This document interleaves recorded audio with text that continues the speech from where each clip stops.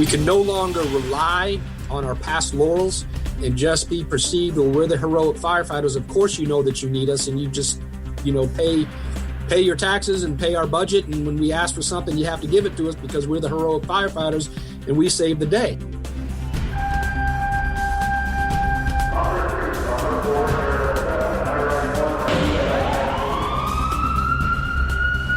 From Los Angeles, this is Code 3, the Firefighters Podcast, hosted by award-winning journalist Scott Orr. Code 3 features interviews with leading members of the fire service, discussing firefighting strategy, tactics, and other topics you need to know more about. Now, here's Scott. That's right, and I will not let Parkinson stop me. Thank you for joining me again for another edition of Code 3. You are listening to the show for and about firefighters. Let's get started. Since 1977, firefighter line of duty deaths have been dropping. You knew that already, right? And structure fires as a category are decreasing as well, which you probably also knew. Here's something you may not know. More civilians are dying in fires. It's true, since the 1980s, the rate of fire deaths is up 6% among civilians. Now, this statistic is readily available. The source is in the show notes, but it's not been publicized much. How the hell did we get into this situation? And what will it take to fix it? Today's guest has some radical ideas. Daniel Byrne has been a guest before on Code 3. He's a community support officer for the Burton Fire District in Beaufort County, South Carolina. He's a third-generation firefighter and a retired assistant chief of training from the Georgia Air Guard 165th Fire Department. And Daniel Byrne joins me now. Welcome back to Code 3. Thank you for having me back. It's always a joy to get a chance to talk to all my fellow brothers and sisters out there and exchange ideas and hopefully make our profession a little bit better. Well, this one's going to be interesting. NFPA says the numbers are down overall. Fewer firefighters are dying at fire scenes. And even though traffic crashes and cardiac problems are the major problems now, those are down too. So how is it possible that more civilians are dying in fires? Well, according to the NFPA study done by Marty Athrens, it was inconclusive as to why. They believe in the report they did allude to the same things that we're dealing with in fires. We're learning a lot more about carbon monoxide, hydrogen cyanide, and some of the chemicals that we deal with in fires. So they indicated more studies are needed, but they believe fires are growing and spreading faster and are more toxic than they've ever been before. So therefore, the rate of people that are actually dying in the fires is higher now than it was in 1980. They say that more studies are needed. This was something that seems like that they just analyzed themselves.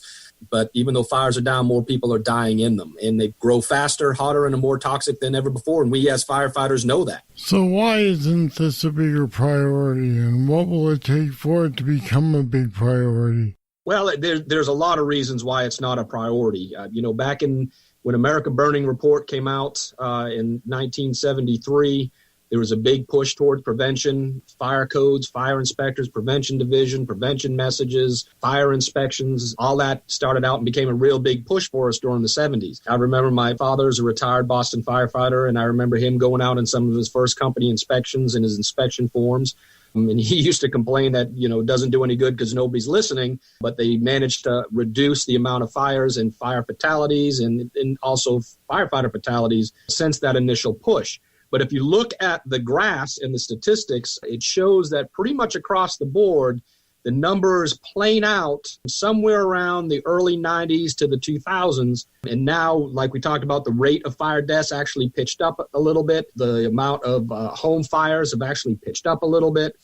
So why is that happening? Well, there's several different theories behind that, and all of it is just firefighter theory, I guess, looking at the numbers and attending classes and talking with peers. Some of it has to do with society, right? what people value today, how they learn, the way they learn, what they retain, how they prioritize. That's all changed since the 70s. I think we can universally agree to that. But if you look at how the fire service approaches fire prevention and now community risk reduction, by and large, we're still doing the same things today that we did in the 1970s. Posters, catchy phrases, music videos, DVDs, commercials, banners, bring the fire truck to the school, show off the lights and sirens. We're chalking that up as fire prevention when in fact it's not prevention, it's entertainment. I believe we've kind of taken our eye off the ball and got involved in so many different aspects of community rescue and resources and needs that we've lost focus where the rubber meets the road for us, and that's in fire protection. The closest thing to that I've seen in recent years has been the posts in social media showing a bedroom where the door had been closed, saying close your door when you sleep. Is there a need for a new kind of a campaign? Well, social media has a role in it. Social media, I say, it's a constant reminder. There's three aspects in my purview for fire prevention. There's fire safety awareness, fire safety education, and fire safety training. Fire safety awareness is your social media posts, your pamphlets, your posters, your saying, stop, drop, and roll, when, get low and crawl and go, and feel the door for heat. Those are all advisory, awareness type issues. And then you have fire safety education, which is classroom, your lectures, your PowerPoints, your DVDs, and things of that nature. And then you have your actual fire prevention training. You actually take a fire extinguisher and you pull the pin, aim, squeeze, and sweep, and actually use it to suppress a real fire. Then there's actually crawling low, feeling a door for heat, escaping out windows, actually demonstrating that. Our own fire instructor manual that we train fire instructors on says that students will retain over 90% of what they say while doing. In all other aspects of learning, hearing and reciting, things like that, that's 50% or less. But people will retention, over 90% of what they say while doing. Now, there's not a firefighter out there listening to me today that learned how to successfully crawl into a burning building, survive, suppress the fire, and get out alive by watching a video, singing a song, and looking at social media messages. They were actually put in the environment and trained. They call it unconscious competence, prime-based recognition training for those people that study incident command. You have to put yourself in that situation and train yourself on how to survive. Are you suggesting that we cycle the public through burned buildings? Well, obviously you can't set a building on fire and put people through it, but put them in an environment as close as you possibly can. There are safety houses out there that allow you to use theatrical smoke.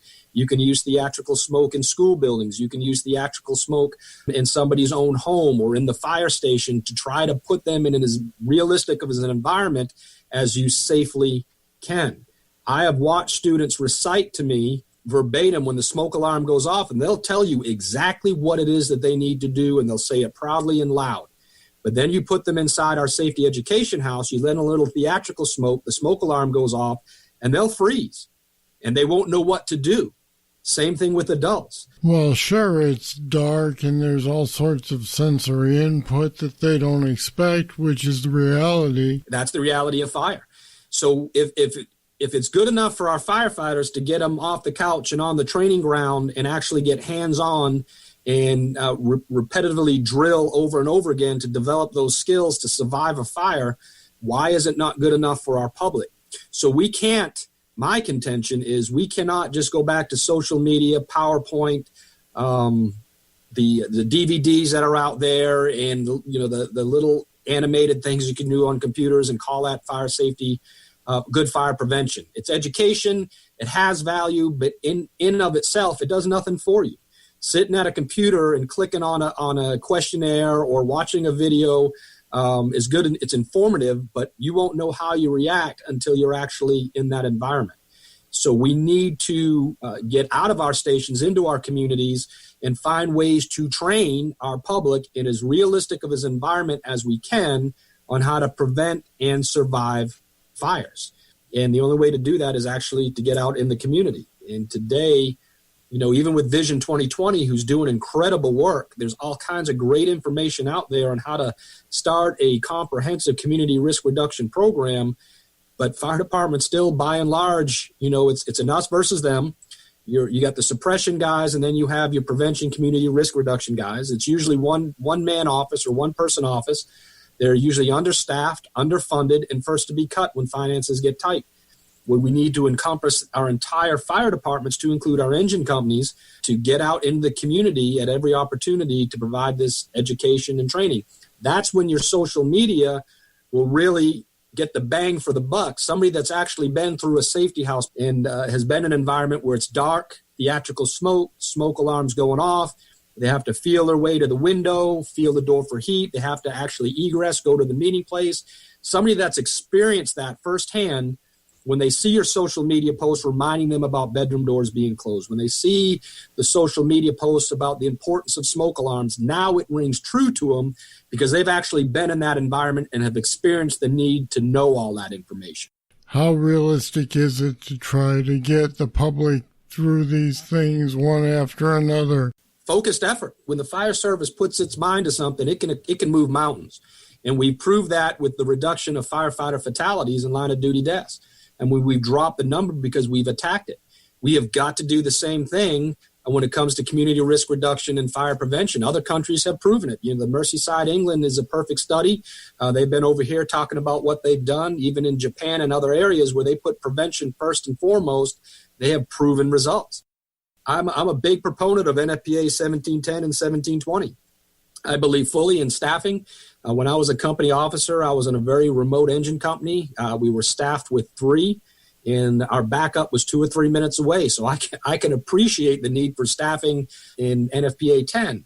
But in between your fires, if you want that 4-man engine company, that 5-man truck company, well, what are you doing in between fires to provide a service to your citizens? And this is where we're missing the ball, I believe, again. People, again, culture, society's changed. Our cultures have changed over time. What people value and perceive has changed.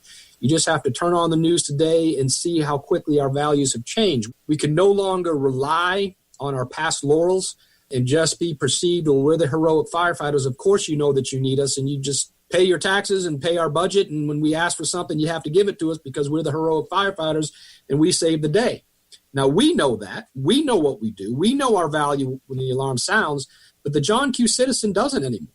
They really don't. We are in the era of what have you done for me lately? Most Americans don't feel like they're going to have a fire. So I'm not going to have a fire. Why do you need that fire truck?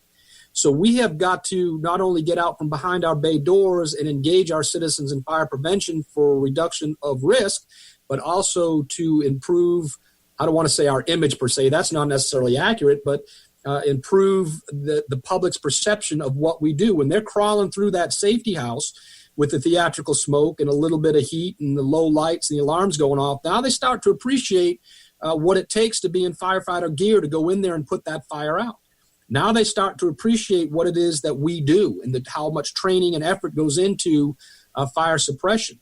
And the only way to do that, again, is to get out from behind our bay doors, engage our community every day, prove our value every day, not just when the alarm sounds. And part of that, and a good tool to do that, is through community risk reduction and fire prevention education.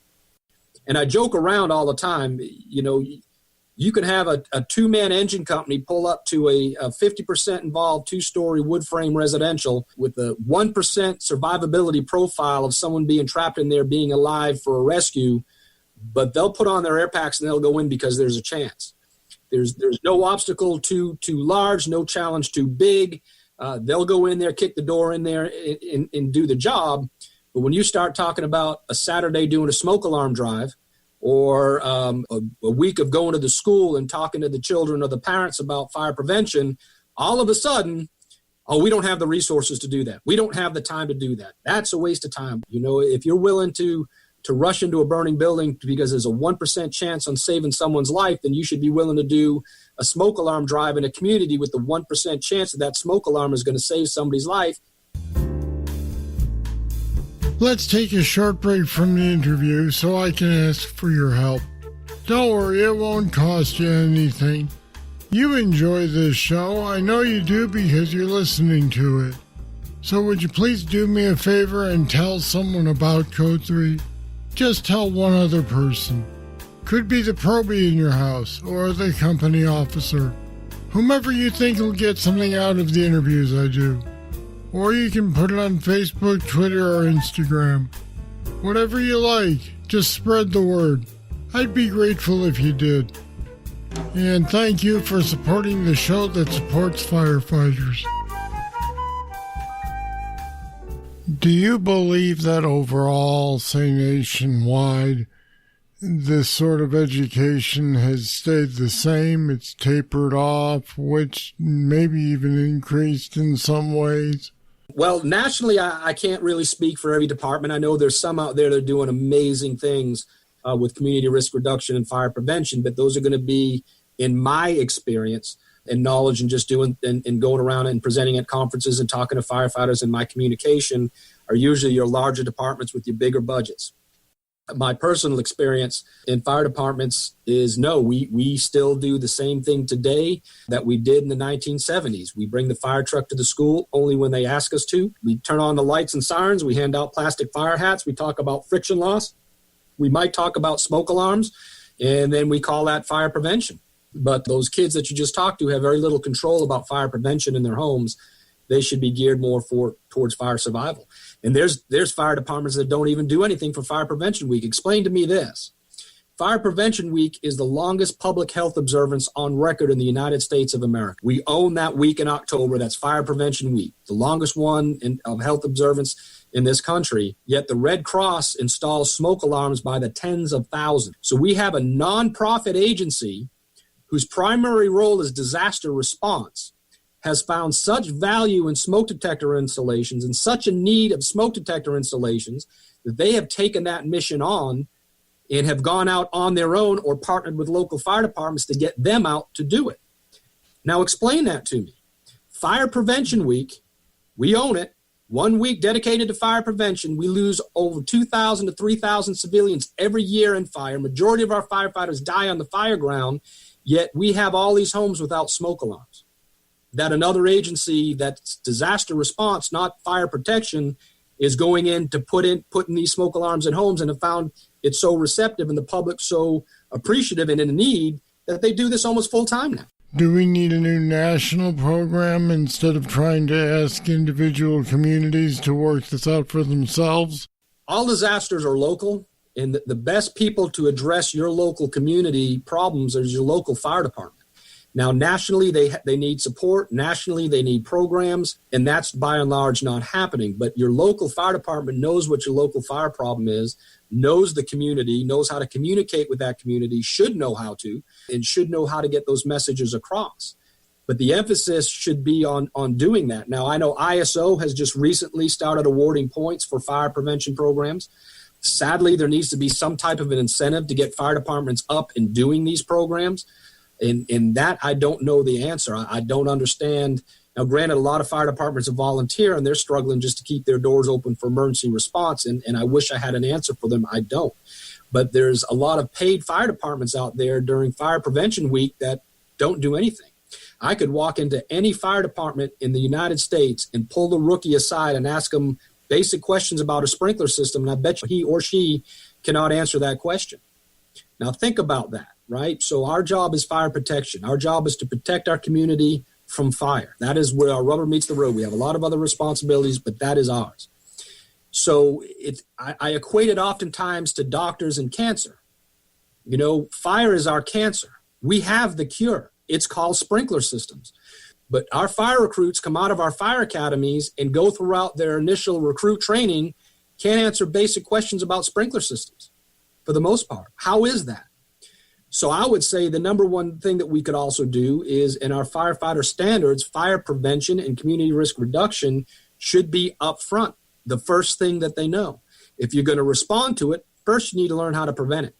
But oftentimes, fire prevention is the last class in the last week, a couple hours long. There was even talk at one time of moving it to Firefighter 2, not taking it out of the Firefighter 1 curriculum, which if over 70% of our fire departments are volunteer, they're barely getting Firefighter 1. So there should be some national incentives to national firefighter training or certifications that every firefighter coming out of the fire academy can do a basic class on smoke alarms, know the leading causes of fire, how to prevent those fires, know about sprinkler systems, and can engage the community in debate and advocate for their use, for their code adoption. I watched states, when we had the big sprinkler system push, when it finally got put in the code and the state started fighting over it. South Carolina lost that fight. We had the Super Store fire. We lost 9 firefighters in a building that should have had a sprinkler system, and we still do not have that in our code here in South Carolina. We continue to try to engage this fight for sprinkler systems at the Capitol level, with lobbyists, luncheons with senators, luncheons with congressmen, and trying to educate them, doing the side-by-side burns up at the lawmakers level, and that's good. But what's going to drive that lawmaker to make decisions when his constituents back home pick up the phone and call him and say, or her, and say, well, why is it that you did not support the sprinkler system ordinance? Or why is it that you fought against the inclusion of the sprinkler system in the fire code? Until they get those phone calls, not a lot's going to happen. And the home builders have the lobby. They have their ear. That's where the money is. And we're losing that fight. So part of this educating our young firefighters coming up and putting it in their belly about sprinkler systems curing firefighter deaths and civilian fire deaths and is the gold standard in fire protection. Until they learn that, so they can talk to their family and friends, and they can talk to their community and citizens, and they can argue these ridiculous objections to sprinkler systems. The home builders will tell you, well, you don't need sprinkler systems because since smoke alarms have been put inside homes, there's been a significant reduction in fire fatalities. So smoke alarms are all you need. You don't need sprinkler systems. Well, okay, and that sounds plausible to someone who's uneducated, right? Because you look at the graphs, well, fires are dropped. Most people don't know anybody that's died in a fire. So, yeah, I guess that's true. Well, let's look at our numbers. Who's dying in the fires? Usually those that are very old or very young. So those that might hear a smoke alarm, but they can't do anything about it. They're too young to egress the house, or they're too old or have physical disabilities that they can't get out of the house. They can hear the smoke alarm, but they can't get out. That's where sprinkler systems come in. But if we're not educating our young firefighters and all of our firefighters on those facts, on why people are dying in fires, how they're dying in fires, and how sprinkler systems play a role in it, and the importance of it, and how many GPMs a sprinkler head puts out, then we're losing this battle. My wife is a school teacher, and she's had firefighters go to her schools to teach her classes about fire prevention for years. And it wasn't until she and I started dating and got married that she realized that when one head goes off, they don't all go off. So she's like, well, suppose I burn the toast. Wouldn't it just flood out my house? And she's a school teacher with a master's degree, but that was her perception of sprinkler systems. So that her fire department didn't do a very good job, even though they were talking to the kids and they were going to the classes and they were handing out the plastic fire hats. They were not engaging their community on the topics that will save firefighters and save them. All right, we'll leave it there. Daniel Byrne, thanks for joining me today on Code 3. Thank you for your time. I appreciate it. Were you surprised to discover that civilians are dying in fires at a higher rate now than in the past? As I said before, Daniel has some radical ideas to stop this trend, but maybe that's what it'll take. Radical ideas. What do you think? Are they realistic? Can they be pulled off? You can leave your comments on our website at code3podcast.com/CRR. There's links to more info there as well. Check it out. All right, that's it. That's all for this edition of Code 3. Thank you for listening. I'll be back next week with more, and I hope you'll join me. I'm Scott Orr, and until then, stay safe. To contact us, get more information on today's show, or to subscribe to the podcast, go to code3podcast.com.